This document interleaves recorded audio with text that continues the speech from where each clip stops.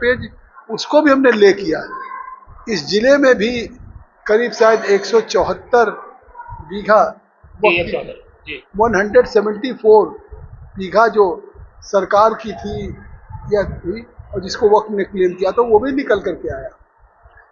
हर जनपदों में हुआ। इतना डिटेल कभी भी 1995 के प्रिंसिपल एक्ट में जिस तरीके से हमने इसमें काम किया है कभी नहीं हुआ।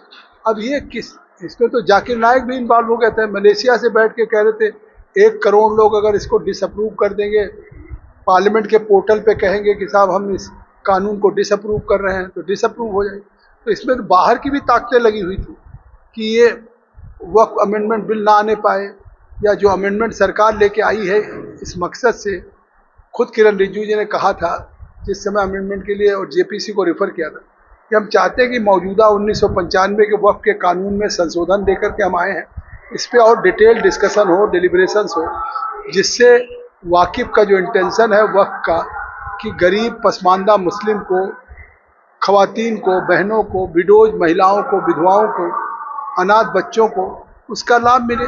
आज आप वक्फ की प्रॉपर्टी चाहे कौशाम्बी में हो, चाहे प्रयागराज में हो, या लखनऊ कानपुर हो, या देश के किसी राज्य में हो, उसका फ़ायदा मुतवल्ली ले रहे हैं, खुर्द-बुर्द कर रहे हैं।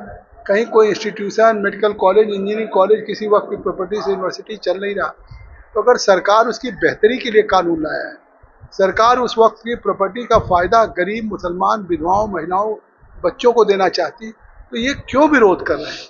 क्या मैसेज देना चाहते हैं? जैसे 3 तलाक का कहते थे, 3 तलाक आएगा तो पूरे देश में एक हमारी शरिया में हस्तक्षेप, और आज 3 तलाक का कानून पास हो गया, पूरे देश के अल्पसंख्यक बहनों को एक सुरक्षा हो गई।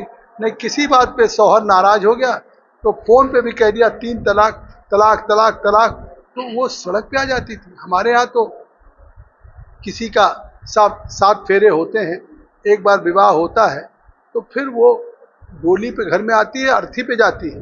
लेकिन इस तरीके से अगर एक कानून लाए, जब 370-35 से समाप्त करने की बात हुई, तो जिस तरह से कहा महबूबा मुफ्ती ने खून की नदियां बह जाएंगी। आज जम्मू कश्मीर पर्यटन का, वर्ल्ड का टूरिस्ट डेस्टिनेशन बन रहा है। देश के पार्लियामेंट से पास किए हुए सब कानून लागू हो रहे हैं। ऐसे जिस दिन ये एक्ट फिर से लोकसभा में पारित होगा, देश के एक वक्फ प्रॉपर्टी के जिस मकसद से किया गया वक्फ, उसका फ़ायदा उन लोगों तक पहुँचे, ये अपने आप में ये कानून मील का पत्थर साबित होगा।